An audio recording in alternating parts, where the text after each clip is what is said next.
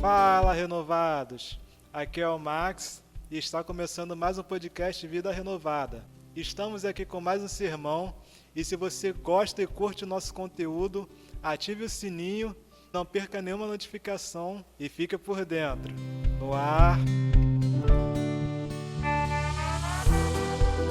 Tudo na paz, queridos? Eu gostaria que nós estivéssemos abrindo as nossas Bíblias em Atos, capítulo 9. Propaganda comercial da nossa revistinha da EBD. Nós estudamos hoje, começamos, a estudar sobre o apóstolo Paulo, lições da vida e ministério dele, e o chamado dele especificamente para os gentios.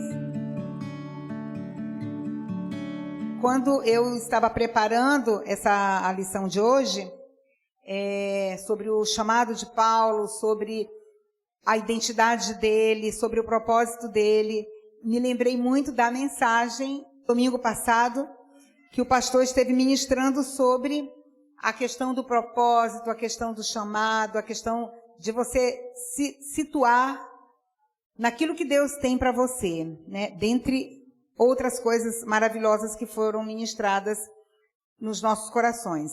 E aí eu falei assim, vou pegar esse gancho deixado pela ministração dele no domingo, para a gente poder dar uma sequência dentro daquilo que foi falado hoje, dentro daquilo que foi ministrado hoje, porque assim, uma coisa tremenda, é muito forte, a gente entender o que Deus realmente tem pra gente. Então assim, é um assunto que não se esgota até que eu me encontre, até que eu me ache, até que eu entenda qual o propósito específico de Deus para minha vida. E aqui em Atos 9:15, diz assim, a palavra do Senhor.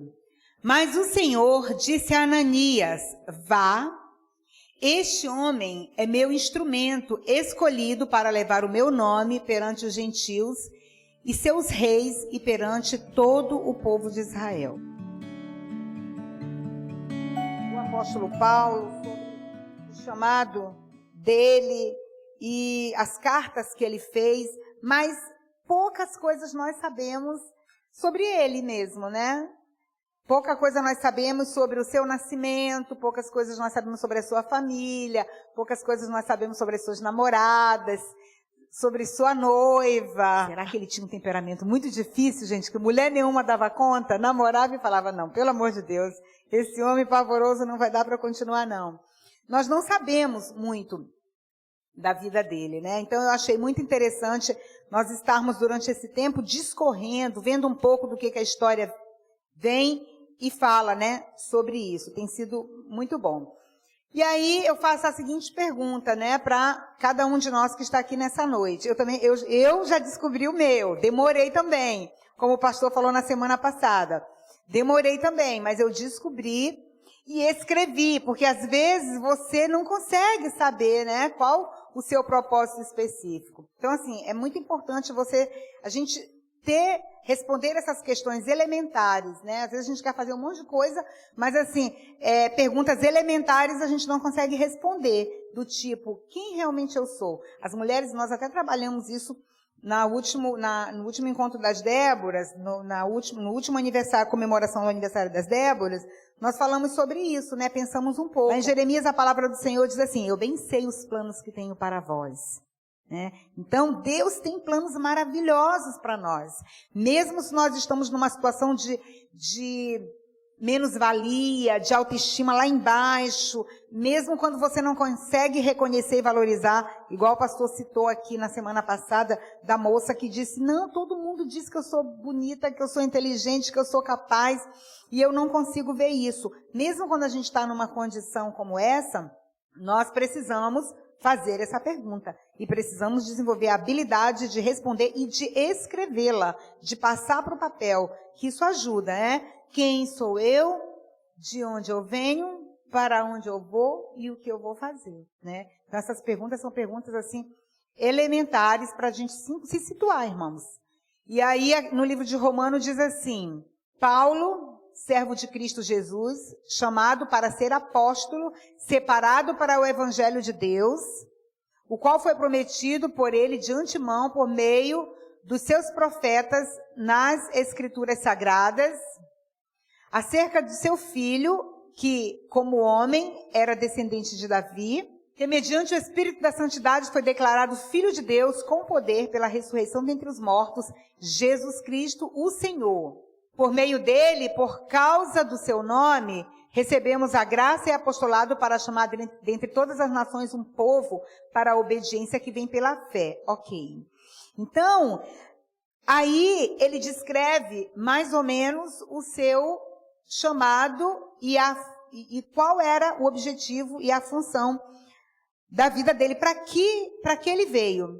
E aí, na hora do almoço, nós estávamos conversando sobre isso, e aí o pastor lembrou assim, que praticamente todas as cartas de Paulo, se ele não fala no iniciozinho, mas em algum momento ele fala quem ele é. Gente, era uma coisa tão forte para ele, era uma coisa que não deixava dúvida, que ele dizia, ele sempre fala nas cartas dele, eu, Paulo, escrevo de próprio punho, e aí ele se identifica, e em algumas ele diz, servo de Deus, conservo do Altíssimo, mas ele sempre fala assim, prisioneiro em algemas, né, dependendo da situação que ele estava, mas ele sempre dizia assim, que estou aqui para, e aí ele diz o que ele tinha que fazer. É muito interessante isso, o que ele fala nas cartas. E aí, uma coisa interessante que nós estudamos também hoje, e que a revista traz de forma assim bem pedagógica, é como que ele entendeu isso, de que maneira que ele deixou isso muito claro. E Paulo foi acusado porque ele falava assim, olha, eu fui chamado para pregar dentre todas as nações a um povo para a obediência que vem pela fé. Então, que povo era esse? Ele ali claramente entendeu que ele iria pregar para um público, a comunidade gentílica, né, para os gentios. E isso causou muita estranheza para os judeus, porque Paulo, ele era judeu, e ele, além de ser judeu, ele era perseguidor da igreja, dos cristãos, porque os judeus estavam esperando o Cristo, o Messias deles. Então, Paulo, ele era perseguidor zeloso da igreja. Mas quando Paulo, ele teve um encontro com Deus, quando tudo foi descortinado diante dele, e quando coisas foram desconstruídas, princípios que ele tinha aprendido, porque o pai dele ensinou essas coisas para ele, quando princípios que ele tinha aprendido, ele teve que mudar essas coisas na vida dele, ele entendeu qual era o chamado dele. E aí ele começou a pregar para os gentios, e ele começou a levar para os gentios entendimento novo, porque ele percebia que o que estava acontecendo na vida daquelas pessoas e no coração delas? Muita confusão, muito engano. E ele falou, não, eu tenho que ensinar para elas sobre Jesus e ensinar de maneira correta e de maneira adequada. Então, isso foi maravilhoso, porque como ele sabia quem ele era, quando ele começou a ser acusado de pregar Jesus, quando ele começou a ser acusado de ser blasfemo e de estar contra e de ter ódio dos judeus, de não ser judeu, de ser um falso judeu, aí ele vai e prega em Atos 26, e ele prega a defesa dele mesmo. E aí eu achei muito bacana o irmão Robson falando hoje de manhã. Ele falou assim, e aí ele mesmo, pastora, foi o advogado dele, né? Tudo isso que está escrito aqui foi no tribunal. Então, Atos 26, 1. A seguir, Agripa, dirigindo-se a Paulo, disse, é permitido que uses da palavra em tua defesa? Então, Paulo, estendendo a mão, não é uma interrogação, ele afirmou, é permitido que uses da palavra em tua defesa. Então, Paulo estendeu a mão, passou a defender-se nesses termos. Olha o que ele disse. Tenho-me por feliz, ó rei Agripa, pelo privilégio de hoje, na tua presença, poder produzir a minha defesa de todas as acusações feitas contra mim pelos judeus. Mormente, porque és versado em todos os costumes e questões que há entre os judeus. Por isso eu te peço que me ouças com paciência. Quanto à minha vida, desde a mocidade, como decorreu desde o princípio, entre o meu povo e em Jerusalém, todos os judeus a conhecem. Todos eles a conhecem. Pois, na verdade, eu era conhecido deles desde o princípio, se assim o quiserem testemunhar, porque vivi fariseu conforme a seita mais severa da nossa religião. Eu acho magnífico. E agora eu estou sendo julgado por causa da esperança da promessa, que por Deus foi feita a nossos pais, a qual as 12 tribos, servindo a Deus fervorosamente, de noite e de dia, almejam alcançar. É no tocante esta esperança, ó rei, que eu sou acusado pelos judeus. E aí ele faz ali toda a sua defesa. É longo, né, o capítulo. E ele faz ali toda a sua defesa. E aí eu estava explicando de manhã para os irmãos que o fariseu, ele era o advogado. O fariseu era o homem doutado no conhecimento e capaz de fazer tal ação como Paulo estava fazendo, que ele não precisou de que ninguém o defendesse. Se ele fosse uma pessoa iletrada, se ele fosse uma pessoa sem conhecimento, se ele estivesse nervoso, com medo, emocionalmente incapaz de defender a sua própria causa, ele teria um fariseu seria designado para poder ajudá-lo. E aí ele foi capaz de fazer isso. E é uma coisa tão impressionante, queridos, tão impressionante, que Paulo, ele fala assim, olha, nessa conversa com o rei Agripa e todos os judeus que estavam lá, ele fala assim, eu estou sendo acusado de ser um falso judeu, mas eu sou judeu, circuncidado ao 8º dia, né? Porque a lei dizia que o menino tinha que ser circuncidado. E ele falou assim, eu fui ensinado aos pés de Gamaliel. Então nós estávamos de manhã estudando que quando ele foi assim bem estratégico, bem didático, porque as pessoas que estavam ali precisavam entender quem ele era, porque ele sabia quem ele era. Ele tinha o conhecimento da identidade dele, ele não tinha dúvida. Ele tinha descoberto isso. E ele falou, eu fui ensinado aos pés de Gamaliel. Aí quem estava ali, pra gente que lê esse texto na Bíblia, não fala muita coisa, mas para as pessoas que estavam ali ouvindo, elas sabiam, Gamaliel não era fraco não. Esse cara deve saber, porque quem estudou com Gamaliel se formou sendo assim severos fariseus, cumprindo a lei direitinho como tinha que cumprir. Então ele já mandou essa para as pessoas. Eu aprendi com Gamaliel, fui circuncidado ao 8º dia, habilitado em toda a lei mosaica. Tudo eu sei fazer. E judeu da tribo de Benjamim. Por que ele fez esse discurso? Para que toda essa falácia, gente? Por que todo esse falatório, essa história comprida, né? Para poder explicar. Ele estava falando em hebraico. Ele estava falando em hebraico, numa região grega. Ele podia estar falando em grego, mas ele estava falando em hebraico, porque ali estava cheio de judeu querendo o sangue dele, querendo beber o sangue dele. Então ele falou em hebraico para um público grego e hebreus, de judeus. E aí ele falou assim, olha, e digo mais para vocês, sou judeu, da tribo de Benjamim. Para o judeu, a genealogia é muito importante. Né? Eu chego e falo assim, eu sou Elilde, filha de Cândido, neta de Tomás. Aí as pessoas, Pinheiro, somos da família Pinheiro, né? Então antigamente as pessoas faziam isso. Ainda hoje as pessoas fazem isso na roça, no interior, né? Então a genealogia, da onde você vem, diz sobre você. Então ele falou, sou benjamita, eu sou da tribo de Benjamim. Ele estava ali atingindo diretamente aqueles judeus. E aí depois ele vinha e falava novamente em grego. Então assim, Deus preparou esse homem, gente, de forma muito especial. E Deus preparou você e eu de forma muito especial. Mesmo se você ainda não consegue entender qual o seu chamado, qual o propósito de Deus para a sua vida, mas de antemão, para te ajudar nesse processo, nessa busca, eu quero dizer para você que Deus preparou você de forma muito especial. Ele dotou você com um temperamento, Ele dotou você com uma personalidade, Ele dotou você com DNA. E isso é muito importante a gente entender e saber. Óbvio, nós vamos nos transformando, né, no processo.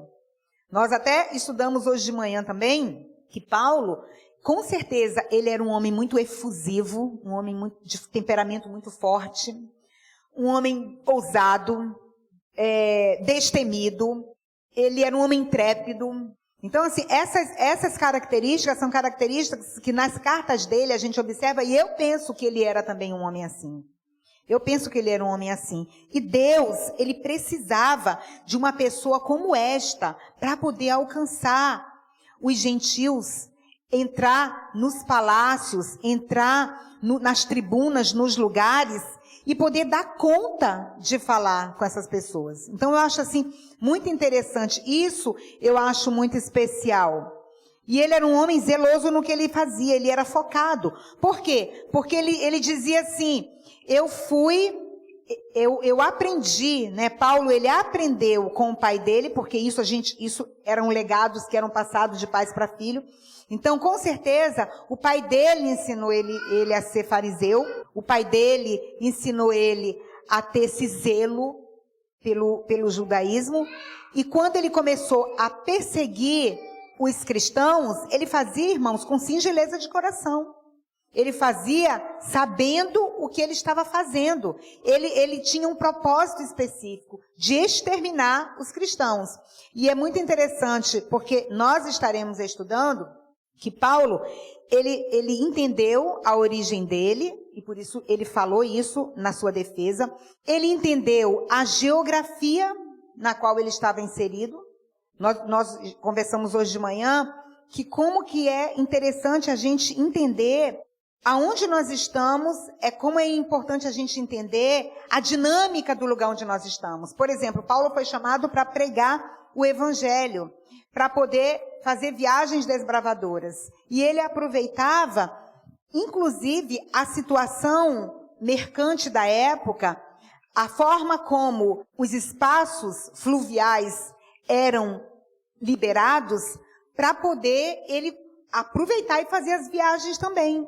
Eu estava falando aqui hoje de manhã que quando eu trabalhei como missionária na região ribeirinha, e nós tínhamos que viajar dentro daqueles barquinhos, nós passávamos em lugares, irmãos, que a gente tinha que se abaixar porque tinha muito galho, tinha tocos, tinha situação assim inóspita para a gente entrar. É como se fosse um caminho, quando a gente viaja e que pega a autoestrada, que eu vejo assim aquelas estradas a perder de vista. Eu sempre penso assim, às vezes, eu sempre comento isso com o pastor, eu falo assim, gente, como era isso antes das estradas serem abertas, né? A viagem que a gente faz da Serra para Quinta da Boa Vista, para Petrópolis, eu falei, a família imperial fazia isso por caminhinhos estreitos, em cima de uma carruagem, batendo daqui para ali naquelas pedras todas, porque quando dava o calor, a casa da família real era na Quinta da Boa Vista, então eles moravam ali, mas quando o calor começava a apertar eles, se mandavam para Petrópolis, e aí eles faziam aquele caminho com as terras ainda cheia de mato, cheia de pedra, de perigos, de buracos, acidentadas, né? Então Paulo, ele aproveitou que as vias marítimas, elas eram também abertas, limpas, para que eu não estou falando de mar aberto, eu estou falando dos caminhos, né, gente? Porque quando esses navegantes, esses vendedores, mercadores, eles viajavam dias e dias, meses e meses, para poder vender suas especiarias, para poder comprar coisas e trazer para trocar, eles precisavam descobrir, e foi assim que o Brasil, os Estados Unidos, enfim, os países foram descobertos. Eles iam atrás de especiarias, eles iam atrás de uma viagem mercântil, era isso que eu queria falar. Era uma viagem mercântil, então era mercado. E ali eles descobriam coisas. E Paulo aproveitou dessas oportunidades para poder viajar. Então, assim, quando Paulo descobriu o propósito específico dele, igual o pastor falou aqui na semana passada, que ele levou, quem lembra? Ele levou quanto tempo para poder descobrir e escrever a missão e o propósito dele? 30 anos, né? Então, é muito tempo, né? Só que, de fato, na prática, no dia a dia, ele já fazia. Mas ele não tinha esse entendimento para poder dar o nome, né? O entendimento de escrever. Mas ele ia fazendo, ele sabia o que Deus tinha para ele fazer. E aí hoje a gente, de manhã, também conversou sobre isso, né? Que quando até nós chegarmos no propósito específico que Deus tem para nós fazermos, na missão que Ele tem para nós, existe um caminho a ser percorrido. E esse caminho que é percorrido, a gente vai errando, a gente vai acertando, a gente vai se decepcionando, a gente vai ferindo e sendo ferido nesse caminho. E foi exatamente o que aconteceu com Paulo. Passou por naufrágio. Antes de tudo, né, entrou numa disputa com os cristãos e matou muitos, né? Não talvez com a sua mão, com espada ou com armas, mas com cartas. Ele era um diplomata, né? Ele não usava espada, ele não era um guerreiro. Então ele pegava cartas e essas cartas, esses selos, ele levava nos lugares e falava, esse deve ser morto, esse deve ser preso. Esse era o trabalho dele e ele fazia, né, com excelência. Então, ele sofreu muitos intempéries, né? Ele sofreu muitas situações difíceis no caminho, até ele descobrir. E é muito interessante porque, assim, a geografia no mundo de Paulo, ele foi passando por vários lugares e aí ele descobriu que em vários desses lugares tinham um politeísmo muito grande. Né? Eram várias religiões, com vários deuses. E ele ficou assim muito impressionado, né? Quando ele descobriu isso, e ele esteve em lugares que ele foi percebendo que para cada deus tinha um monumento, que para cada lugar tinham entidades, né? Ídolos para serem adoradas e para serem cultuadas. Então vocês imaginam, tanto judeus quanto gregos, no meio ali, recebendo influências egípcias, e aí eles adoravam os deuses que eles já conheciam, os deuses greco-romanos, mais os deuses que eles traziam, né, do Egito, e era assim, uma confusão, era uma mistura muito grande. E aí ele ia passando e vendo, e até quando ele se deparou numa situação em que ele viu que tinha assim, ao Deus desconhecido. E aí ele aproveitou essa oportunidade para, vou pregar sobre esse Deus que vocês não conhecem. Sobre esse Deus que ninguém sabe o que é. Ele sabia que se ele fosse pregar Jesus ali, ele ia ser execrado. Então ele tinha que ter uma estratégia. Então ele ficava atento, procurando uma estratégia. E hoje nós falamos sobre isso. E Mateus até falou assim, olha, para mim não faz muito sentido esse evangelismo de entregar panfleto. Hoje, né? Hoje para mim não faz muito sentido. Foi uma coisa que já aconteceu por muito tempo. E para mim hoje, com tanta tecnologia, e você podendo lançar mão disso, aí o que é legal da diversidade é isso, né? Aí a Rebeca, não sei se o irmão Robson também, ou se o Fábio, falaram, mas tem um público que não vai ser alcançado pelo podcast, que não vai ser alcançado pelas redes. Então esse público ainda é o público que pega o panfletinho, que pode guardar. Enfim, aí o irmão Robson contou a experiência, uma pessoa que ele conheceu de pertinho, né? Então, assim, ele ia tirar a vida, mas alguém empurrou um panfletinho por debaixo da porta. Agora, também eu já vi muitos casos em que a pessoa pega o panfleto, faz o quê? Amassa e joga no lixo. Essa pessoa faz parte do público que não vai ser alcançada com panfleto, né? Mas, assim, qual a estratégia de evangelismo que nós podemos aprender, né, com esse homem? Qual a sensibilidade que nós podemos ter? Aonde nós estamos inseridos, no lugar onde nós estamos, o que a gente pode fazer para poder ser bênção, para poder proclamar Jesus? Que estratégias nós podemos ter? Então, assim, estar sensível a isso é muito importante também, né? É muito importante também no tocante ao evangelho, à propagação da palavra de Deus, a implantação do reino de Deus. Como eu participo disso? De que maneira eu me sinto afetado? Porque assim, o Paulo, eu estava até comentando hoje também com o pastor, que eu vejo muitos traços da personalidade, né, da natureza do nosso pastor, de Paulo, né? Aquela pessoa que, porque, gente, Paulo, ele perseguiu o cristão.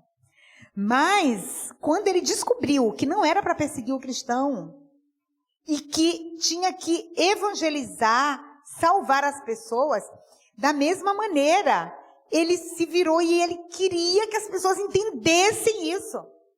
E o nosso pastor, ele é bem assim, né?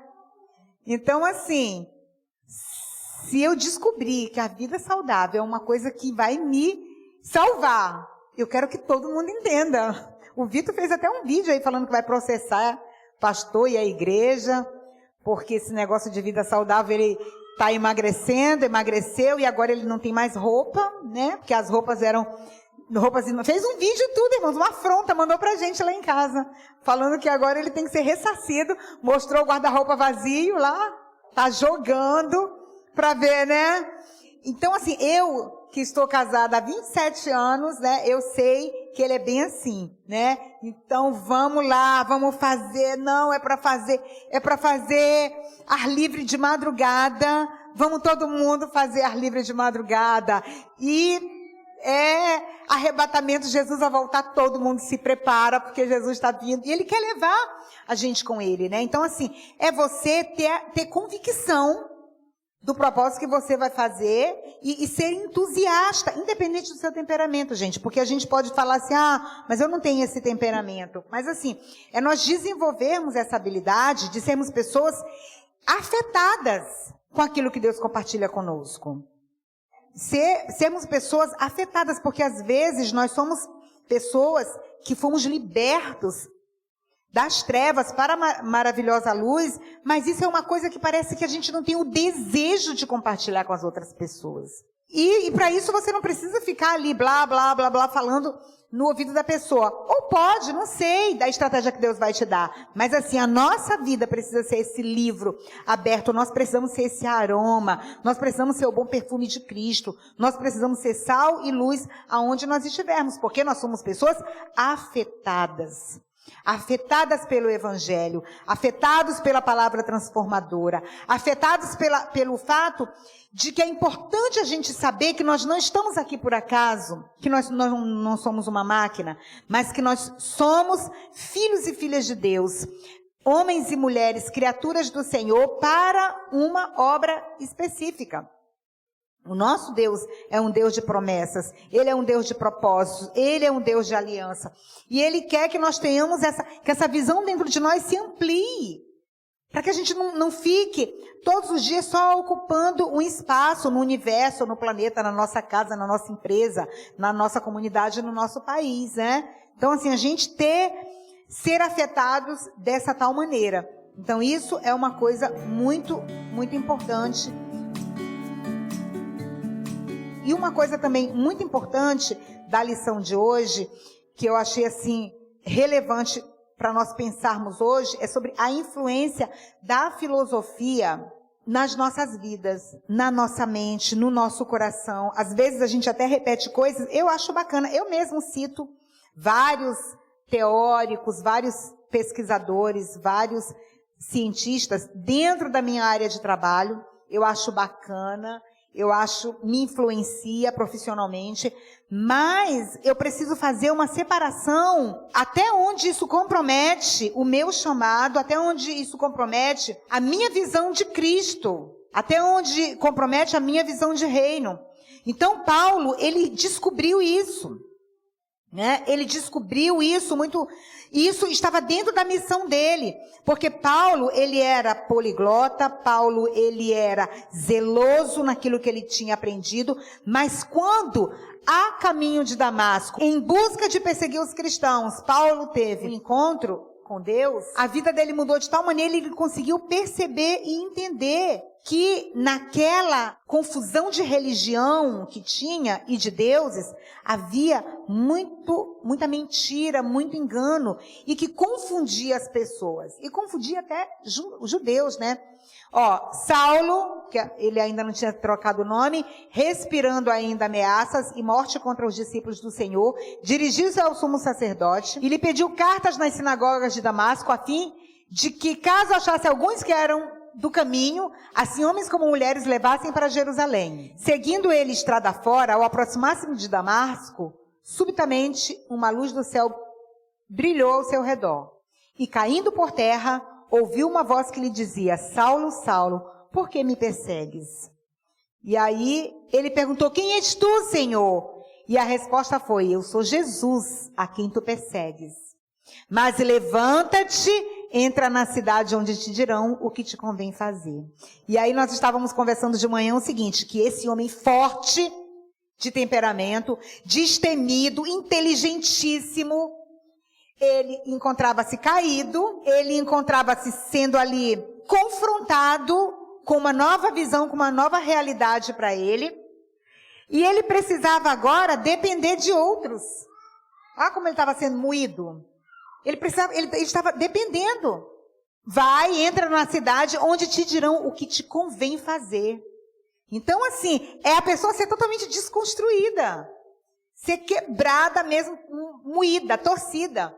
E nós precisamos, né, passar por esses processos de nós nos lançarmos no chão, nos recolhermos a nossa insignificância, pedir a Deus: Senhor, tem misericórdia, me mostra, me ajuda, me revela o que eu tenho que fazer. Eu preciso ser uma pessoa diferente, mas eu quero ser uma pessoa diferente que cumpra os teus propósitos para a minha vida. Então, nós vimos que Paulo, ele descobriu em 1 Coríntios 8, ele descobriu a influência da filosofia grega, tirando judeus e gregos também, para uma seita chamada gnósticos.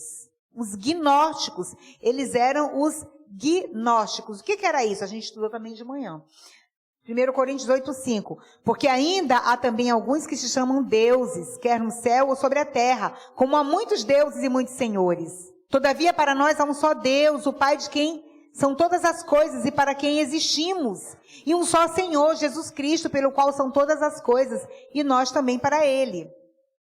Entretanto, não há esse conhecimento em todos, porque alguns, por efeito da familiaridade até agora com o ídolo, ainda comem dessas coisas como a eles sacrificados, e a consciência destes, por ser fraca, vem a contaminar-se. Então ali, ele estava vendo o que estava acontecendo. Gente, bem nesse momento, Paulo entendia que a missão dele era: eu, Paulo, apóstolo de Cristo, chamado para pregar Jesus ressurreto entre os gentios. Então ele tinha entendido qual era a missão dele. E agora, quais as estratégias que eu vou fazer para alcançar minha missão? O que eu vou fazer? Vou trabalhar com o quê? Vou fazer o quê? Vou ler o quê? Quem vai me influenciar? Nós somos influenciados o tempo todo, mesmo quando a gente diz que não é. A gente é influenciado o tempo todo, né? Só que a gente precisa ter boas influências, né? Influências que não conflitem com a verdade da palavra de Deus. Se eu tenho um filósofo, um teórico, um estudioso, um pesquisador, que vem e fala que eu tenho que fazer coisas que vão denegrir a imagem do Senhor, já era. Eu até vou aprender sobre ele e vou estudar, mas não vou nem citar. Ou vou seguir o plano de trabalho que ele descobriu como cientista, mas eu vou saber que o meu Redentor vive. Eu vou saber que eu sou peregrina aqui. Eu não vou me deixar contaminar. Eu não posso ter uma mente fraca. Quarta-feira no culto nós oramos, né? Tivemos um momento profético de pegar o óleo. Cada um recebeu um pouco de óleo e a gente colocou aqui no nosso ouvido. Aí essa semana eu estava lá em casa com um negócio duro aqui. Falei, gente, que é isso? Cera caindo? Será que eu não estou lavando essas orelhas direito? Aí não era nada. Eu falei, já sei. Eu coloquei óleo quarta-feira pedindo, Deus, protege meus ouvidos de ficar ouvindo voz de Satanás, mentira do diabo, fofoquinha daqui, fofoquinha dali, coisas que às vezes te desestabiliza, né? Às vezes é uma palavra que te desestabiliza e você fica assim, né, afetado negativamente e o seu emocional fica tão fragilizado que a pessoa fica até doente. É uma enxaqueca terrível. Nossa, eu tô com uma enxaqueca o dia inteiro.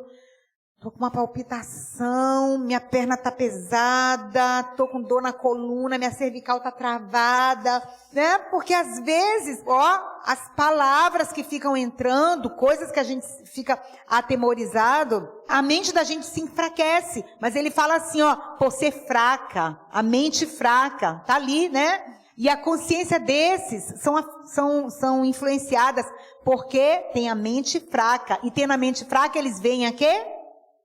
Contaminar-se. Eles se contaminam por causa da mente fraca, né? Então a gente precisa pedir a Deus. Esses dias eu falei pro pastor, eu falei assim, olha, eu tô bem mineralizada. Tô bem mineralizada, porque esses dias eu fui participar de uma consulta, e aí o espaço que eu tava abafado. Daqui a pouco eu comecei a tossir, fiquei toda vermelha. Aí a moça que estava me atendendo já começou a ficar nervosa. É o cheiro, é não sei o quê. E eu falei, não, eu acho que é o ar-condicionado que não está ligado. E a sala toda fechada, irmão, sem uma janela, nada. Eu falei, ela falou assim, ai, pelo amor de Deus, a senhora está muito vermelha, Eu falei pro Rivaldo, eu disse assim para ela, então peraí, deixa eu ir ali ao banheiro, vou lavar meu rosto, tomo uma aguinha e volto. E a gente continua. Eu falei, capaz, se fosse em outras épocas, sabe o que eu ia fazer? Eu ia falar, meu Deus, eu tô vermelha mesmo? Peraí, deixa eu ver. Meu Deus, eu tô vermelha. Eu tava do lado ali da Venâncio, eu já ia pular pra Venâncio, comprar um antialérgico, tomar alguma coisa, um Atelonol, propanolol, pro coração parar de bater muito forte. Era, irmãos, era assim que eu ia fazer. Aí eu voltei e falei pra ele, tô mineralizada. A mulher tentou falar um monte de coisa, jogou pra mim que eu tava ficando assim, assada, e que se eu não ia morrer, tá repreendido. Não. Então, assim, poder manter a calma, né? Poder manter a calma é muito importante. Muito importante.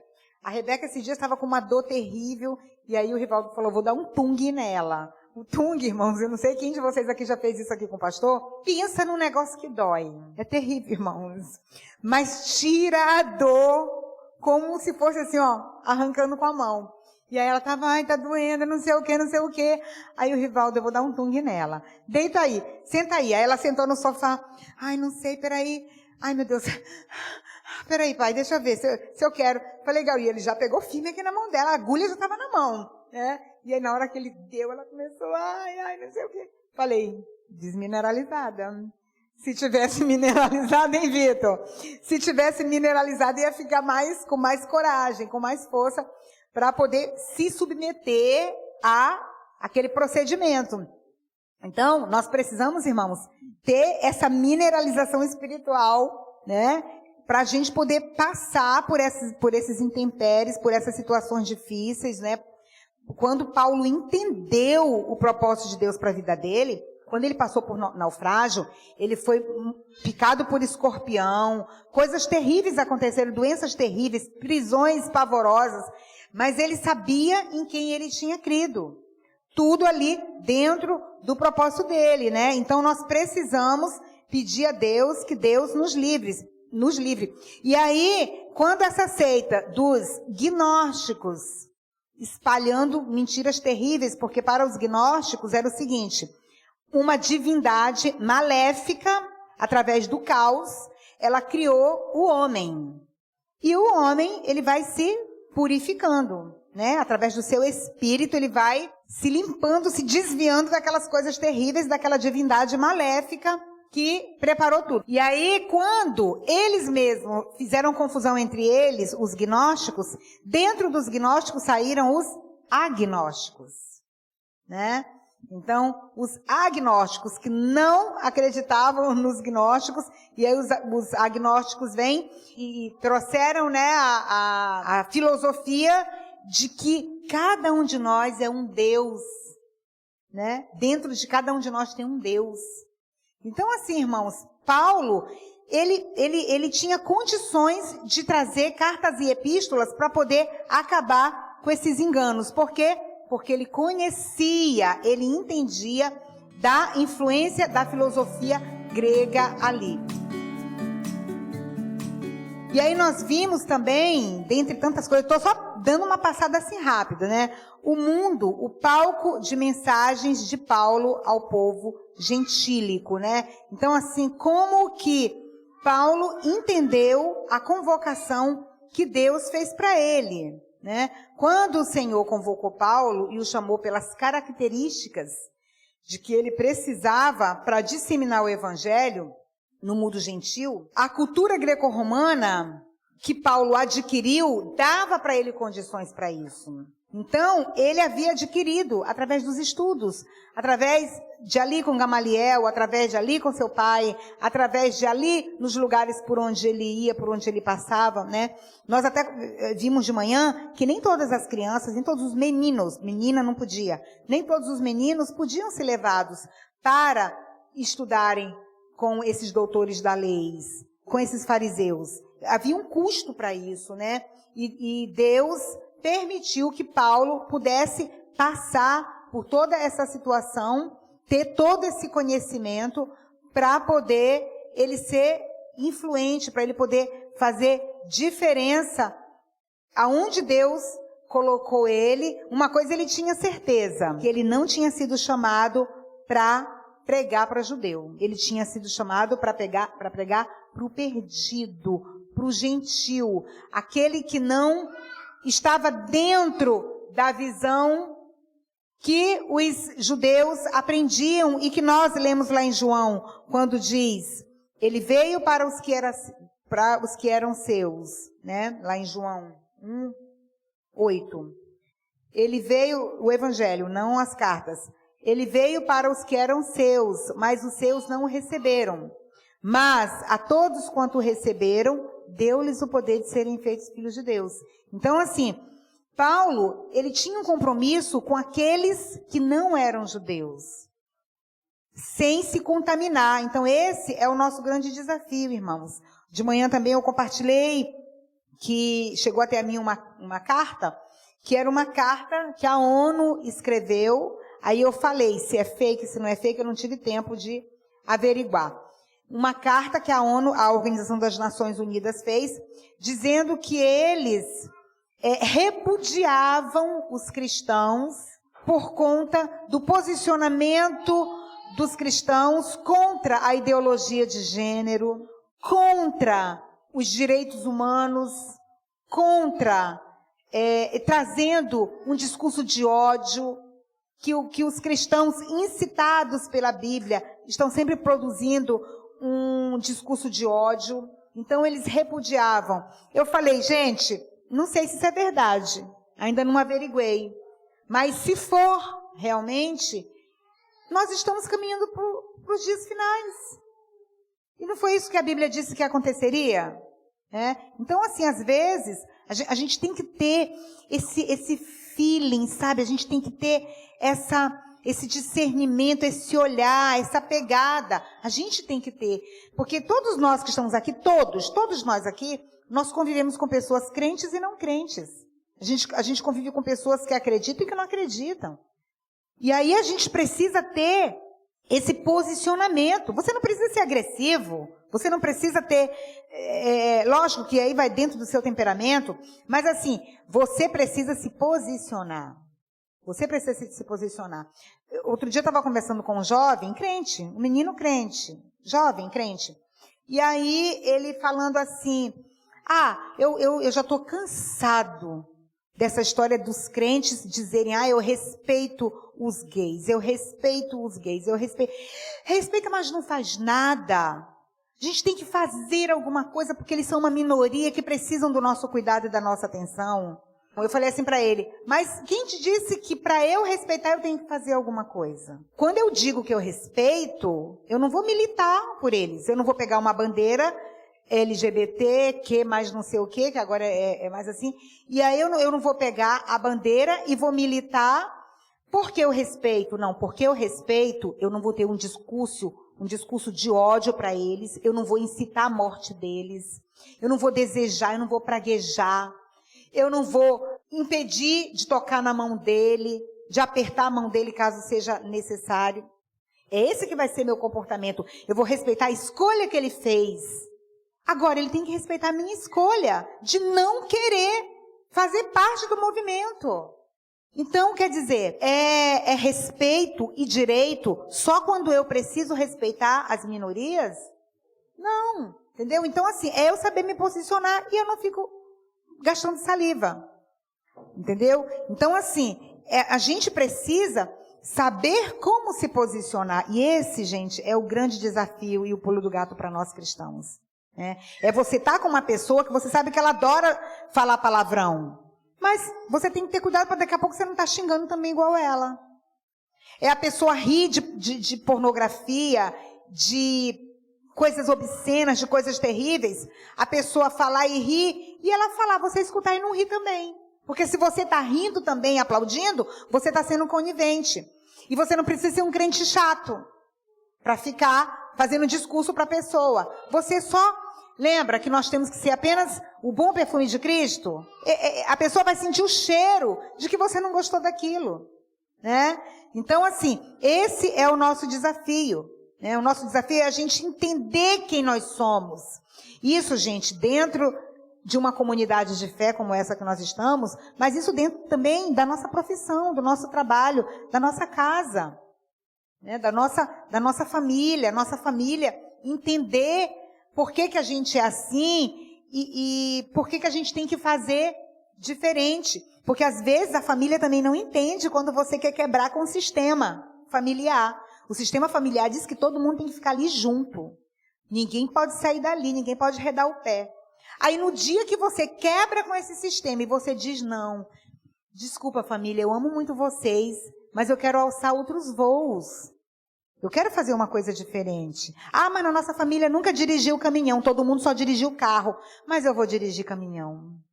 Eu quero ser o motorista do mundo, eu quero sair nessas estradas aí dirigindo, né? Então, é assim, é fazer diferença. É só um exemplo que eu dei, né? Ah, mas ninguém é costureira na nossa família. Agora essa menina inventou de costurar, nunca vi isso. Ninguém é costureira aqui. Aí, sabe, de você ter a visão macro de águia lá de cima para poder romper com a família, porque muitos vão chegar para você e falar, ó, para com isso, quer ser empresário, eu nunca vi, nossa família é pobre. Eu, hein? Nunca vi isso, quer ser empresário agora, quer montar um negócio. Finalizando, ele disse assim, Paulo disse assim, ele começa dizendo que eu, apóstolo de Deus, servo de Deus para pregar o evangelho, conta tudo, aí no final ele diz assim, lá em 2 Timóteo 4, 7. Ele termina e fala assim, combati o bom combate, terminei a corrida e guardei a fé. Olha que coisa maravilhosa. Combati o bom combate, completei a minha carreira, a minha jornada e eu guardei a minha fé. Então, irmãos, é importante porque muita gente, quando descobre o seu propósito de vida, a primeira coisa que faz é abandonar a fé. Porque às vezes o propósito de vida da pessoa é estar num lugar que te afaste dos teus princípios. Não sei se a pessoa vai trabalhar como ator num lugar, ou se a pessoa vai viajar para lugares, ou se a pessoa tem que fazer coisas que ela vai ser confrontada o tempo todo, né? Aí você me pergunta, mas como que Deus vai ter um propósito para mim desse? Não sei, você tem que perguntar para Deus, né? E falar para Ele, Deus, eu quero que o meu propósito, eu quero entender o meu propósito. Porque, gente, não é assim, ó, eu dormi hoje e amanhã que eu tinha, eu não quero mais, eu quero outro propósito. Agora, não é assim, porque o nosso propósito, a nossa missão está relacionado com a nossa essência, com o que Deus me chamou para fazer, com o que... Sabe a missão que cada um de nós tem? Cada um de nós tem uma missão. Quer você acredite ou não, quer você queira ou não. E por isso que a gente vê muita gente doente e frustrada, porque está fazendo coisas que não é a missão que Deus deu para ela fazer, né? Então é muito importante a gente entender isso. Combati o bom combate, terminei a corrida e eu guardei a fé. Agora me está reservada a coroa da justiça, que o Senhor, justo juiz, me dará naquele dia, e não somente a mim. E nós, como servos de Deus, ainda entender que a gente está aqui de passagem. Ainda que você seja um grande empresário, uma grande empresária, pode ter certeza que seu coração não deve ficar nisso, porque a gente não vai levar nada disso. Não vou levar minha faculdade, que fiz minhas especializações, não vou levar minha empresa com todos os meus aparatos que eu preparei, minha casa bonita, meus filhos, meus empreendimentos, não vou levar nada disso.